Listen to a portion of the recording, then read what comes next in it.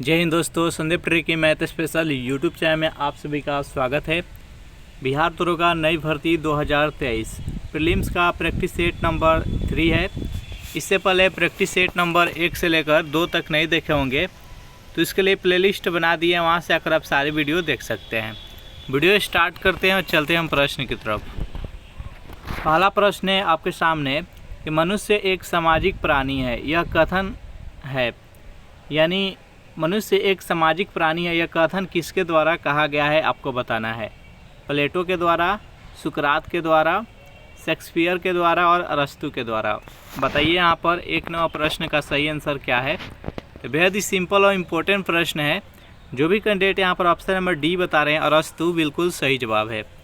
Second number प्रश्न है आपके सामने कि हवा का वाष्प घनत्व कितना होता है। 12.2, 14.4, 16.4, 6.4। बताइए यहाँ पर सेकेंड नंबर प्रश्न का सही आंसर क्या है। हवा का वाष्प घनत्व कितना होता है। तो जो भी कैंडिडेट यहाँ पर ऑप्शन नंबर बी बता रहे हैं 14.4, बिल्कुल सही आंसर है। चलिए नेक्स्ट यहाँ पर 3 नंबर प्रश्न है आपके सामने कि किसकी भेदन क्षमता सबसे अधिक होती है। गामा किरण की, अल्फा किरण की, बीटा किरण की और रेडियम की। बताइए यहाँ पर 3 नंबर प्रश्न का सही आंसर क्या है। इन किरणों में से किसका सबसे अधिक भेदन क्षमता होती है, जल्दी से कमेंट कीजिए। तो जो भी कैंडिडेट यहाँ पर ऑप्शन नंबर ए बता रहे हैं गामा किरण, बिल्कुल सही जवाब है। नेक्स्ट यहाँ पर 4 नंबर प्रश्न है आपके सामने कि प्रथम लोकायुक्त किस राज्य में स्थापित की गई। बिहार में, महाराष्ट्र में, आंध्र प्रदेश में और मध्य प्रदेश में। बताइए 4 नंबर प्रश्न का सही आंसर क्या है। प्रथम लोकायुक्त किस राज्य में स्थापित की गई। तो जो भी कैंडिडेट यहाँ पर ऑप्शन नंबर बी बता रहे हैं महाराष्ट्र, बिल्कुल सही जवाब है। सेशन आपको अच्छा लग रहा है तो वीडियो को लाइक एंड अपने दोस्तों के पास शेयर कर दें।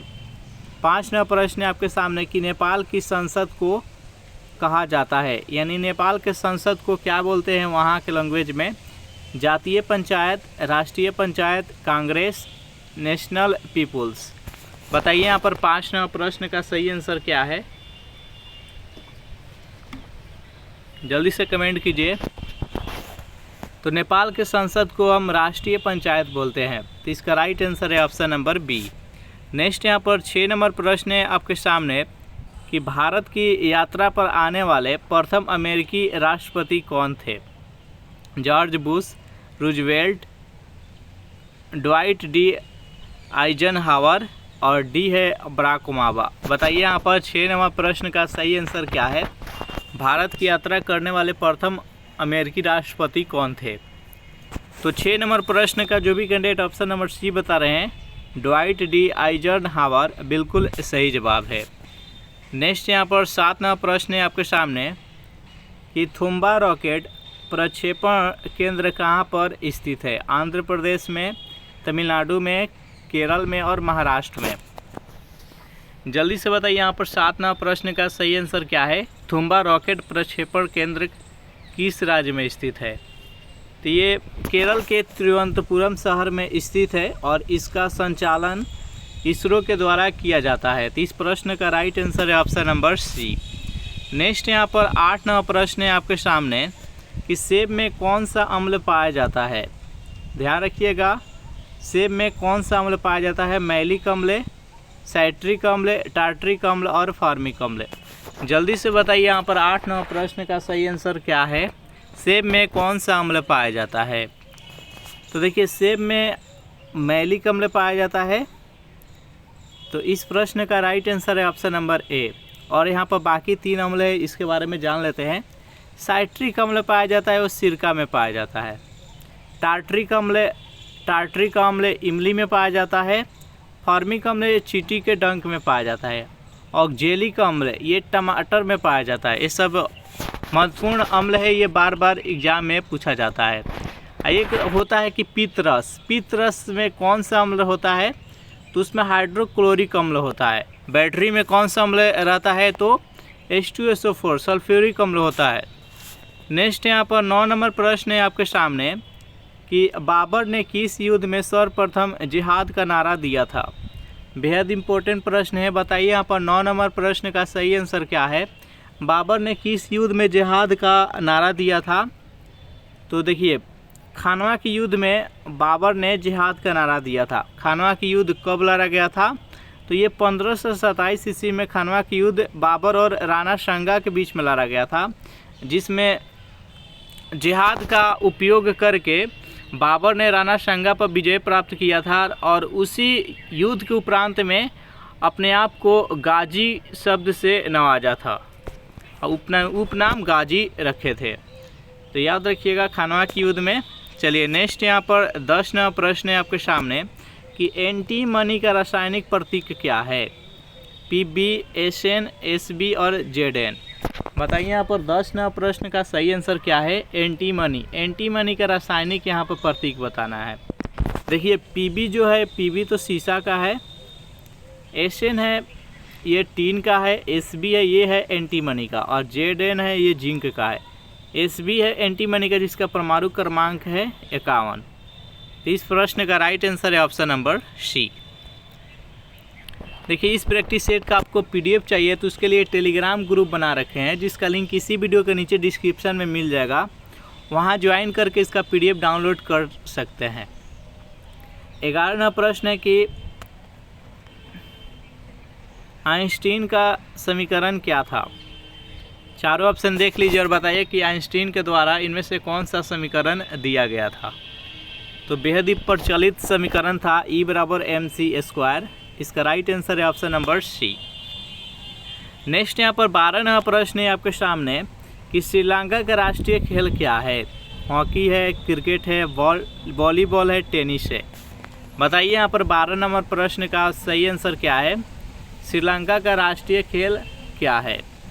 तो देखिए श्रीलंका का राष्ट्रीय खेल है वो वॉलीबॉल है। इसका right answer option number C. India Pakistan का राष्ट्रीय खेल हॉकी है, क्रिकेट है जो कि ऑस्ट्रेलिया इंग्लैंड का है। नेक्स्ट यहाँ पर 13वां प्रश्न है आपके सामने कि भारत के प्रथम लोकपाल कौन है? पिनाकी चंद्र घोष, राजीव महर्षि, सत्यपाल मलिक और GS वर्मा। बताइए 13 नंबर प्रश्न का सही आंसर क्या है?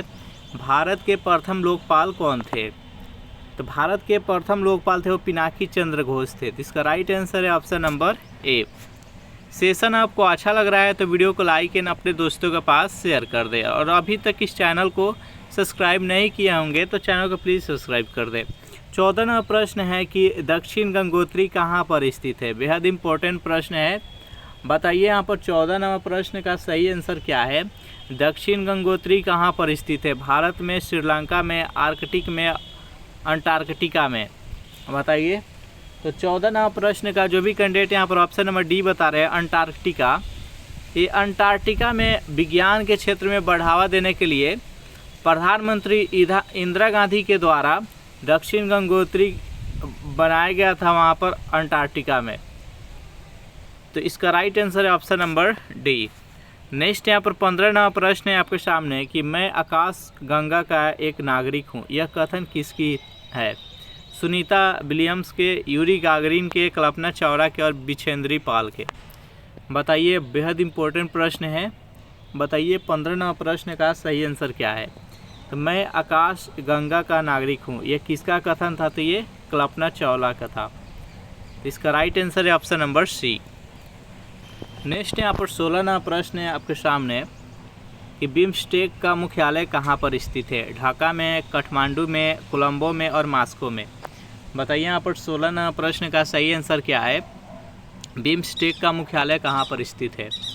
तो देखिए बिम्स्टेक है जिसका स्थापना तो म्यांमार में हुआ था, लेकिन इसका जो मुख्यालय है वो है काठमांडू में, जो कि नेपाल की राजधानी है। इसका right answer option number B. Next यहाँ पर 17वां प्रश्न है कि भारत एवं बांग्लादेश के बीच कौन सी युद्ध अभ्यास होती है? ब्रज, संप्रीति, मैत्री और महाभारत। बताइए यहाँ पर 17वां प्रश्न का सही आंसर क्या है? भारत एवं बांग्लादेश के बीच कौन सा युद्ध अभ्यास होता है? तो संप्रीति अभ्यास होता है। इसका राइट आंसर है ऑप्शन नंबर बी। नेक्स्ट यहाँ पर 18वां प्रश्न बेहद इंपॉर्टेंट प्रश्न है कि बेटी बचाओ बेटी पढ़ाओ योजना की शुरुआत कहाँ से की गई थी? पंजाब से, केरल से, उत्तर प्रदेश से और हरियाणा से। बताइए यहाँ पर 18वां प्रश्न का सही आंसर क्या है? तो बेटी बचाओ बेटी पढ़ाओ योजना का शुरुआत हरियाणा से किया गया था, क्योंकि हरियाणा का भारत में सबसे कम लिंगानुपात है। वहाँ पर लड़कियों की संख्या कम, लड़कों की संख्या ज़्यादा है। इसका राइट आंसर है ऑप्शन नंबर डी। नेक्स्ट यहाँ पर 19वां प्रश्न है आपके सामने कि भारत में प्रथम लोकपाल बिल किस वर्ष पारित की गई? 2010 में, 12 में, 13 में और 14 में। बताइए 19वां प्रश्न का सही आंसर क्या है? भारत में प्रथम लोकपाल बिल कब पारित किया गया? जल्दी से कमेंट कीजिए। तो जो भी कैंडिडेट यहाँ पर ऑप्शन नंबर सी बता रहे हैं 2013 बिल्कुल सही जवाब है। सेशन आपको कैसा लग रहा है ज़रूर कमेंट करके बताइएगा। 20वां प्रश्न है कि सूफी संतों की कब्र को क्या कहा जाता है? दरगाह, खनका, स्मारक, ताजमहल। बताइए यहाँ पर 20वां प्रश्न का सही आंसर क्या है? जल्दी से बताइए। तो सूफी संतों के कब्र को हम दरगाह कहते हैं। इसका राइट आंसर है ऑप्शन नंबर ए। नेक्स्ट यहाँ पर 21वां प्रश्न है कि 13वीं सदी में पश्चिम बंगाल को किस नाम से जाना जाता था? पूर्वी क्षेत्र, गौड़, देवभूमि, कामरूप। बताइए यहाँ पर 21वां प्रश्न का सही आंसर क्या है? जल्दी से बताइए। तो 21वां प्रश्न का जो भी कैंडिडेट यहाँ पर ऑप्शन नंबर बी बता रहे गौड़। 13वीं सदी में पश्चिम बंगाल को गौड़ नाम से जाना जाता था। इसका right answer option number B. यहाँ पर 22वां प्रश्न है आपके सामने कि किस खेल में विजेता को भारत केसरी के नाम से जाना जाता है? कबड्डी, तीरंदाजी, घोड़दौड़ और कुश्ती। जल्दी से बताइए यहाँ पर 22वां प्रश्न का सही आंसर क्या है? किस खेल में विजेता को भारत केसरी के नाम से जाना जाता है? तो कुश्ती। इसका राइट आंसर है ऑप्शन नंबर डी। नेक्स्ट यहाँ पर 23वां प्रश्न है कि भारत के प्रथम अंतर्राष्ट्रीय हॉकी एम्पायर होने का श्रेय किसे दिया जाता है? पंकज अडवाणी को, प्रकाश सिंह को, पंकज गुप्ता को, योगेश्वर सिंह को। बताइए यहाँ पर 23वां प्रश्न का सही आंसर क्या है? तो जो भी कैंडिडेट यहाँ पर ऑप्शन नंबर सी बता रहे हैं पंकज गुप्ता बिल्कुल सही जवाब है। नेक्स्ट यहाँ पर 24वां प्रश्न है आपके सामने कि ट्रायथलॉन के अंतर्गत कौन सी प्रतिस्पर्धाएं आती है? तैराकी, साइकिलिंग, दौड़ और सभी। जल्दी से बताइए यहाँ पर इस प्रश्न का सही आंसर क्या है? ट्रायथलॉन के अंतर्गत कौन सी प्रतिस्पर्धाएं आती है? तो यहाँ पर जो भी कैंडिडेट डी बता रहे हैं यानी तैराकी, साइकिलिंग और दौड़, ये तीनों के तीनों आता है वो ट्रायथलॉन के अंतर्गत आता है। तो इसका राइट आंसर है ऑप्शन नंबर डी। नेक्स्ट यहाँ पर 25वां प्रश्न है आपके सामने कि टाई ब्रेकर शब्द का संबंध किस खेल से है? क्रिकेट से, कबड्डी से, हॉकी से और फुटबॉल से। जल्दी से बताइए यहाँ पर 25वां प्रश्न का सही आंसर क्या है? टाई ब्रेकर शब्द का संबंध किस खेल से है? तो जो टाई ब्रेकर शब्द है ये हॉकी खेल से संबंधित है। तो इसका राइट आंसर है ऑप्शन नंबर सी। नेक्स्ट यहाँ पर 26वां प्रश्न है आपके सामने कि हेलीबीड का मंदिर कहाँ पर स्थित है? यानी हेलीबीड का मंदिर किस राज्य में स्थित है आपको बताना है। कर्नाटक, तमिलनाडु, केरल और गुजरात। बताइए यहाँ पर 26वां प्रश्न का सही आंसर क्या है? हेलीबीड का मंदिर किस राज्य में स्थित है? तो ये कर्नाटक में स्थित है। जो भी कैंडिडेट यहाँ पर ऑप्शन नंबर ए बता रहे हैं बिल्कुल सही बता रहे हैं। नेक्स्ट यहाँ पर 27वां प्रश्न है आपके सामने कि अल हिलाल समाचार पत्र का प्रकाशन किसने किया था? बेहद इंपॉर्टेंट प्रश्न है। जल्दी से बताइए यहाँ पर 27वां प्रश्न का सही आंसर क्या है?